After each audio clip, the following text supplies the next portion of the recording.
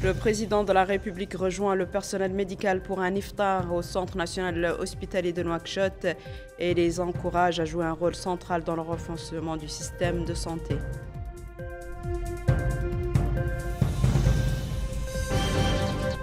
Le Premier ministre préside une réunion du comité ministériel chargé du développement des partenariats publics et privés et du comité ministériel chargé des droits de l'homme.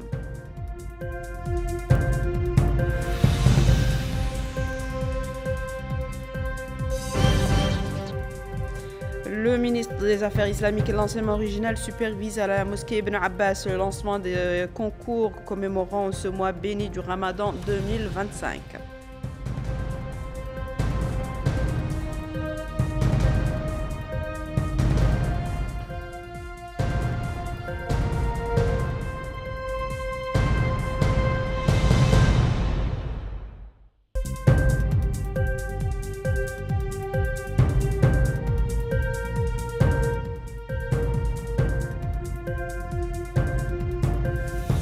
Bonsoir mesdames, mesdemoiselles et messieurs et merci de vous joindre à nous. Son Excellence le Président de la République, M. Mohamed El-Cheikh Al-Ghazouani, a rejoint ce mardi soir le personnel médical travaillant au Centre hospitalier national de Nouakchott pour partager avec eux l'iftar, le repas du rupture du jeûne.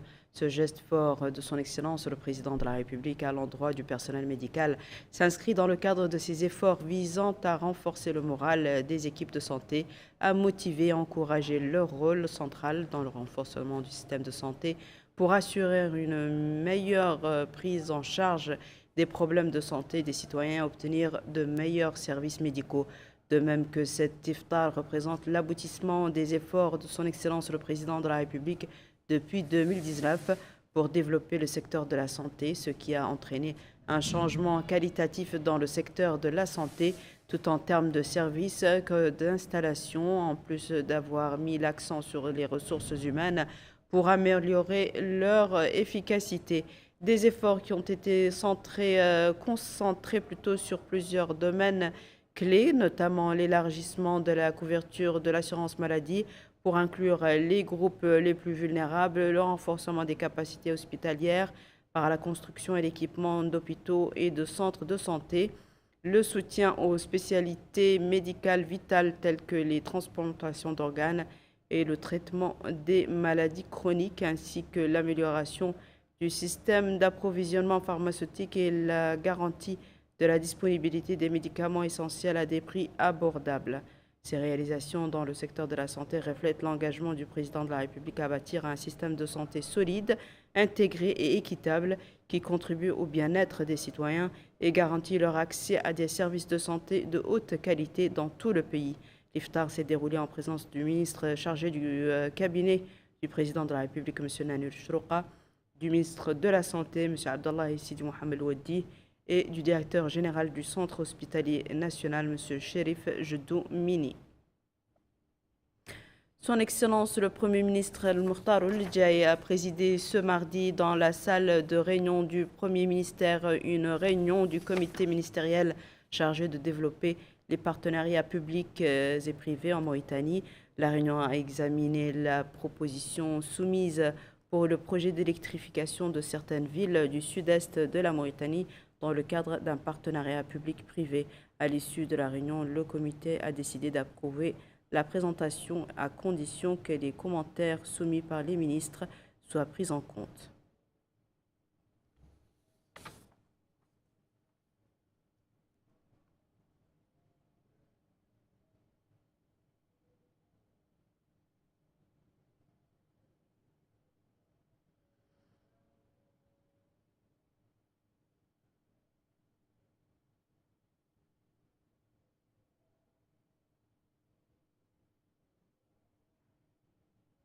De même que son Excellence le Premier ministre El-Mukhtar Ould-Djaï a présidé ce mardi dans la salle de réunion de la primature une réunion du comité ministériel en charge des droits de l'homme. La réunion a permis de discuter du niveau des progrès accomplis dans les engagements nationaux relatifs aux droits de l'homme.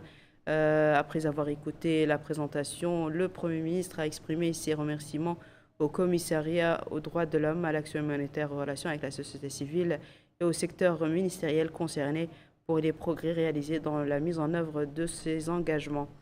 Le Premier ministre a également exhorté le commissariat et tous les secteurs à continuer de travailler pour achever les procédures restantes. Le président de l'Assemblée nationale, M. Mohamed Bombo Moguet, a reçu aujourd'hui à Nouakchott son Excellence M. Roman Serida, chargé d'affaires de l'ambassade d'Ukraine à Nouakchott.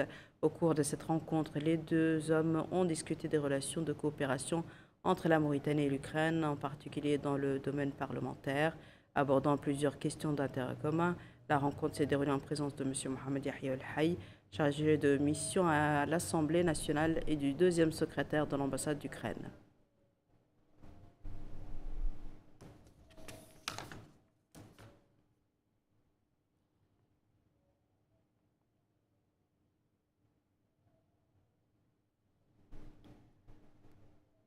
Le ministre des Affaires islamiques et de l'enseignement régional, M. Sidi Yahya Cheikh Al Marabat, a supervisé mardi à Nouakchott le lancement des concours organisés dans le cadre des activités liées au Ramadan pour l'année 1446 de l'Hégire, correspondant à l'an 2025.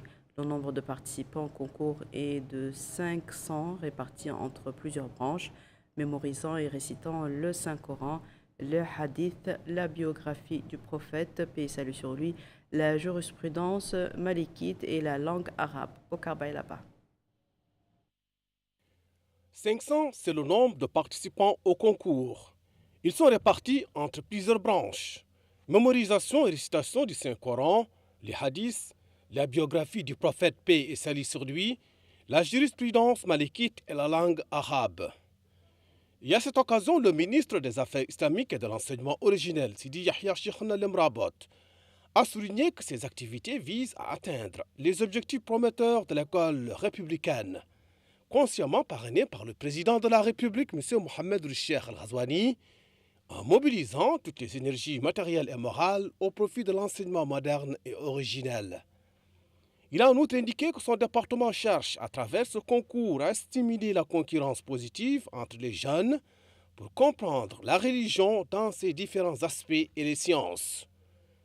De son côté, le directeur de l'orientation islamique au ministère et coordinateur général du concours, Mohamed Lemine Ould Cheikh Naoul Cheikh Ahmed, a indiqué que le département des affaires islamiques a organisé ce concours pendant le mois béni du Ramadan pour commémorer ce mois et inviter les concurrents à aimer les sciences et en faire un programme permanent. À son tour, le président du jury, Cheikh Naoul Sid El-Haj, a souligné l'importance de ce concours dans la commémoration du mois béni du Ramadan, soulignant la constitution du jury qui font leur travail en toute transparence et équité.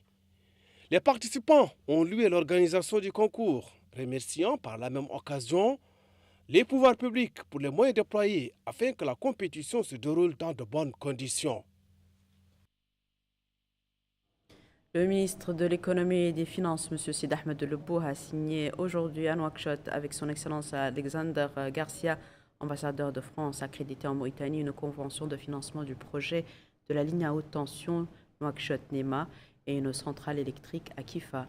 Dans le cadre de cet accord, l'Agence française de développement accordera à notre pays un prêt bonifié de 64 millions d'euros, soit environ 2,8 milliards émerus. C'est un compte-rendu de Yed Alifal.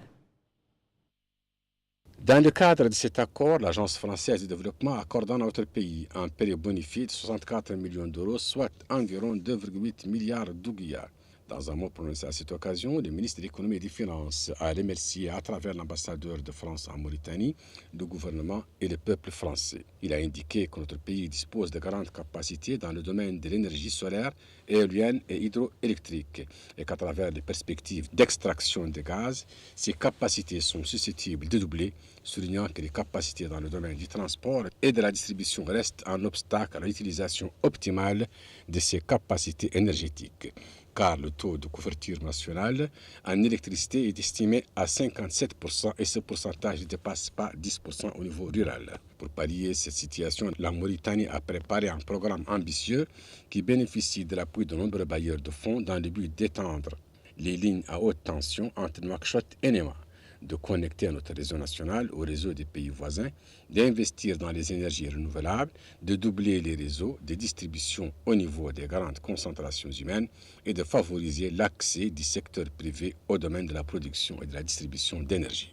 De son côté, l'ambassadeur de France a indiqué que cet accord confirme le dynamisme de la coopération entre les deux pays dans le domaine prioritaire de l'énergie et des infrastructures en Mauritanie. Aujourd'hui, avec cette signature, nous participons à votre important programme d'interconnexion et de construction du réseau de transport électrique haute tension entre Nouakchott et Néma, de près de 820 millions d'euros. Surtout, la France affirme son plein soutien à votre vision stratégique de développement du secteur définie dans le nouveau pacte national de l'énergie récemment présenté à Dar es Salaam en Tanzanie. Ce financement contribuera directement à améliorer l'accès de la population à une électricité propre et durable. Un atelier de concertation pour la validation du projet de loi sur la gestion des produits chimiques dangereux en Mauritanie, organisé par la Direction de la surveillance et de l'évaluation environnementale du ministère de l'Environnement et du Développement durable, a débuté mardi dans les locaux de ce ministère. Le projet de loi, qui a été élaboré par un expert national avec le financement de la Commission de l'Environnement, vise à promouvoir la classification précise des produits chimiques en fonction de leur degré de dangerosité et de leur impact sur l'environnement et la santé. Au Karbaïlaba. Le projet de loi a été élaboré par un expert national avec le financement de la Commission de l'Environnement. Son objectif est de promouvoir la classification précise des produits chimiques en fonction de leur degré et de leur dangerosité et leur impact sur l'environnement et la santé. Et dans une allocution prononcée à cette occasion, la ministre de l'Environnement et du Développement durable, Mme Messouda Mint Bahamoud Mohamed Laghdaf, a souligné l'intérêt de cette rencontre qui traduit l'engagement de l'État mauritanien à réaliser un équilibre entre les exigences du progrès économique et la protection de l'environnement et de la santé humaine. Elle a indiqué que les produits chimiques sont largement utilisés dans les secteurs de l'agriculture et de l'élevage en tant qu'engrais et pesticides qui améliorent la production agricole et protègent les cultures contre les parasites, tandis que ces produits chimiques contribuent à la conservation et au conditionnement des produits de la mer. Elle a précisé que ces avantages n'empêchent pas les risques potentiels liés à une mauvaise gestion ou à une élimination dangereuse de ces substances qui peuvent entraîner une pollution de l'eau et mettre en danger la santé humaine et animale. En dépit de ces efforts, la ministre de l'Environnement et du Développement durable a souligné qu'il reste des défis qui nécessitent un cadre juridique national plus complet et plus efficace, qui suivent l'évolution et établissent des mécanismes clairs pour réglementer l'utilisation de ces substances et garantir leur sécurité. En somme, ce projet de loi est de nature à réglementer l'importation, l'exportation et la fabrication de produits chimiques et établir des normes de stockage sûres qui réduisent le risque d'accident et de déversement et les transporter de manière sûre et responsable. La commissaire à la sécurité alimentaire, Mme Fatima Mkhatri, a supervisé mardi au port autonome de Nouakchott en compagnie de l'ambassadeur du Japon, son Excellence M. Yoshida Tadkoni, la réception d'une cargaison de 5354 tonnes de riz offerte par l'Empire du Japon à notre pays. Le don japonais a été réceptionné en présence du commissaire adjoint à la sécurité alimentaire, M. Lima Moul-Abdao, des autorités administratives, des membres du personnel du commissariat à la sécurité alimentaire et de l'ambassade du Japon. Yadalifal.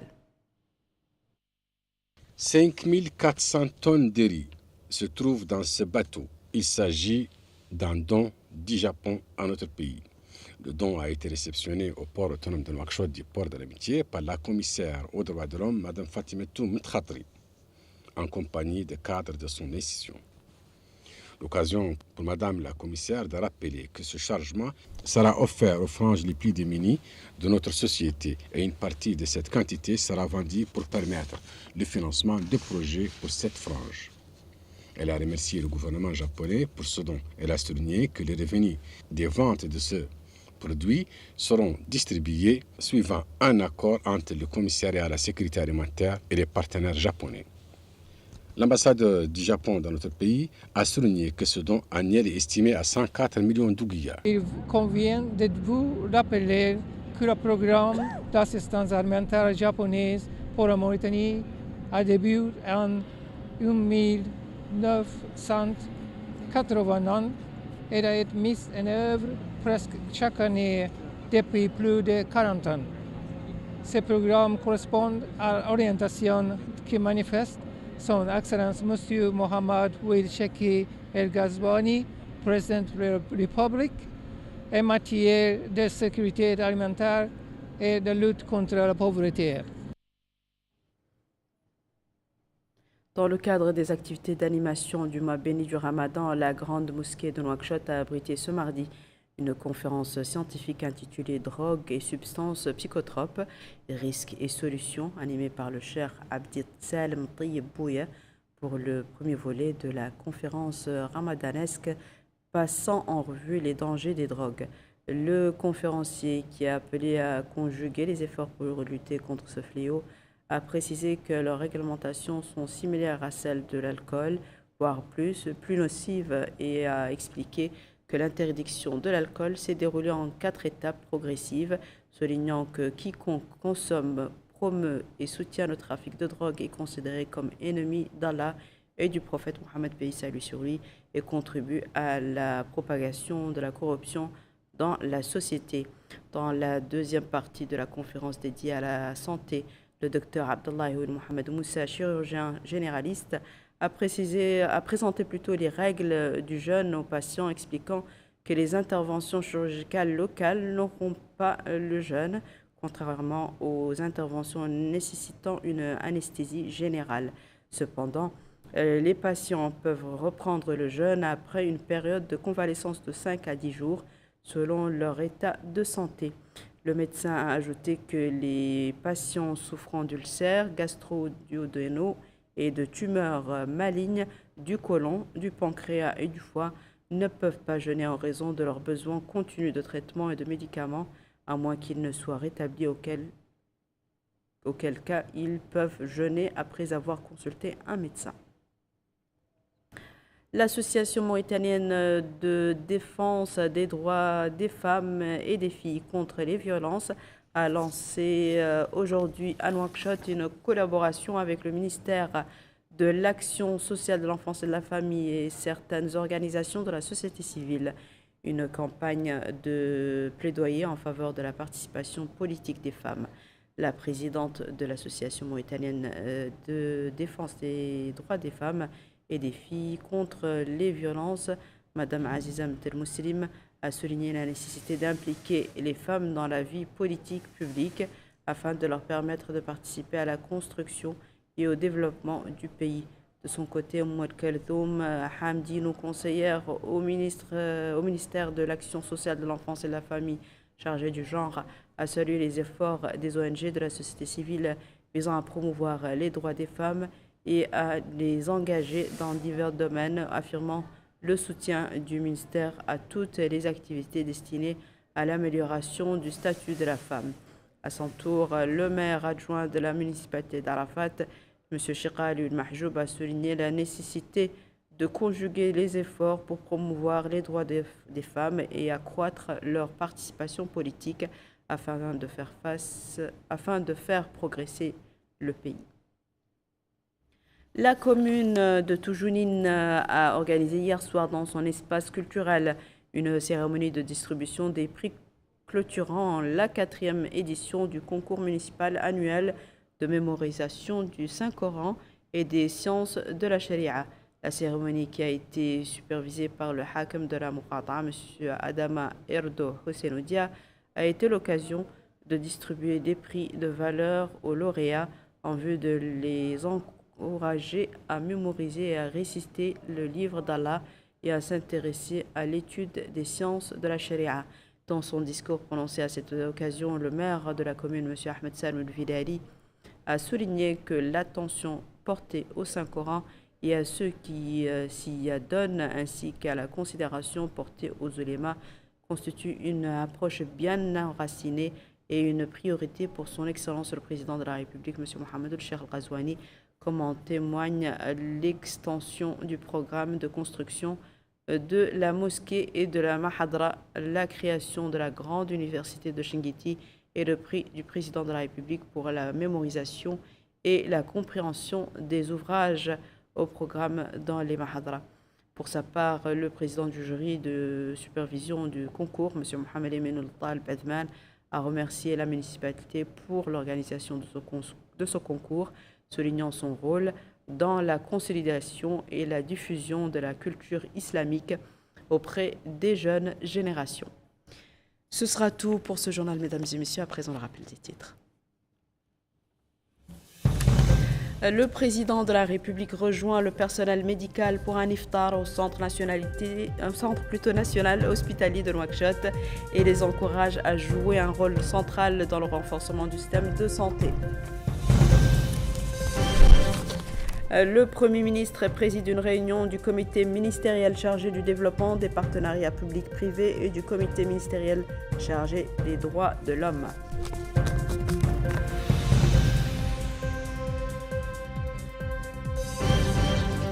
Le ministre des Affaires islamiques et de l'enseignement original supervise à la mosquée Ibn Abbas le lancement des concours commémorant ce mois béni du Ramadan 2025.